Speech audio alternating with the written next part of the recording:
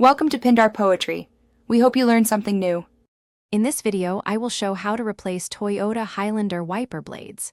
First, gather your new wiper blades and a small towel to protect your windshield. Make sure your vehicle is parked safely on a level surface before you begin. Gently lift the wiper arm away from the windshield until it locks into an upright position, being careful not to scratch the glass. Now, let's remove the old blades.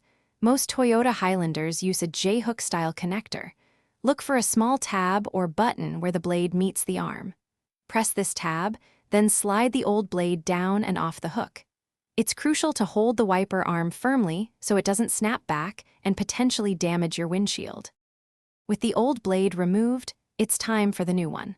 Slide the new wiper blade onto the J-hook of the wiper arm. Push it up until you hear a click, confirming it's securely locked in place.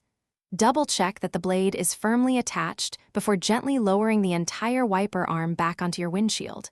Repeat for the other side. Finally, test your new wiper blades. Spray some windshield washer fluid and run them for a minute to ensure they clear the glass effectively without streaking or skipping.